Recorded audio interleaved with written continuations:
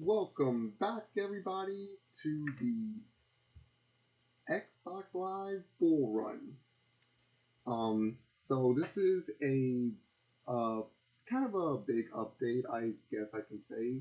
Not the biggest update, but definitely a big one nonetheless. This is going to be announcing the first game that I'll officially be doing Bullrun on when I get my Xbox One next year, and two, how everything's going to work. So basically, it's going to be like this. The first bull run will be ran on the crew. And honestly, I just can't think of a different game among the three that I've chosen to really start this one off with except this one because it just has so much to offer. So in that regard, I'm going to go ahead and present to everybody here the format that is going to be on the game. How it's going to work is like this.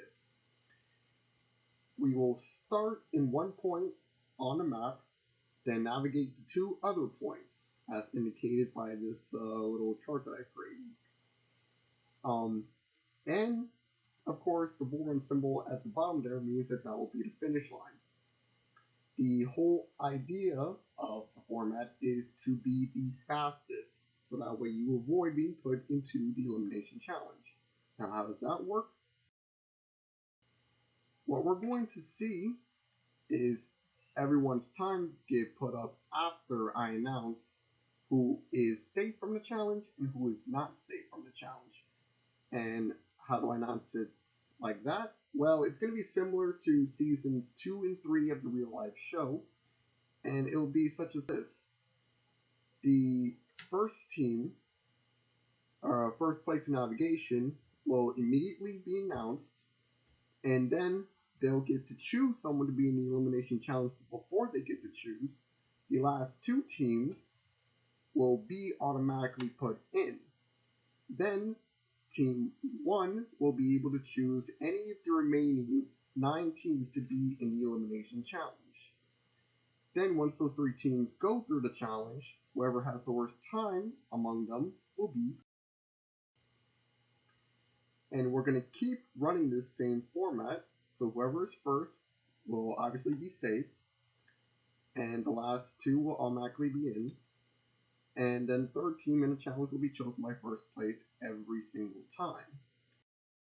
As we keep going through, it'll be tighter. Everyone will start to see some people's abilities in certain challenges, like anything that has to do with drift, with drag, all this stuff. And the further we go in, the further we find out who's better at navigating and who's better at elimination challenges. Balance of the two. Honestly, in order to make it through this competition, you need to have that balance. So that way you can at least either stay under the radar, which would be in the gray zone, 2, 3, and 4 here in this particular area that we're in right now in the video. If you can stay around there, then you can avoid being put into these challenges. If you can't, then at least prove yourself in each one. Then we do the final 6. The format stays the same, but as you can see, that gray zone gets to be much, much tighter here. And it's at this point where I'll actually, be saying, who's really got the best chances. I'll probably be putting up like some kind of percentage chart to see, who does best navigating, who does best in challenges, who's the best in balance, and who's, more than likely to win, to be next eliminated, that kind of stuff. And like I said before, the format will stay the same until we hit 4. It's in this particular section where there is no gray zone. You have to be first place, or otherwise you're automatically in that challenge, and you got to be able to be among the top 2. If you're not, then we come to the final 3. This is the finale. Now, I have said in my intro video to this that I like to put my own twist to everything, and that's what I'm going to be doing in this one. The first twist in this is going to be this. I'm going to have a bull run challenge right off the gate. instead of having everyone go off somewhere, they have to do something first. And the prize for that one will be this: time bonuses.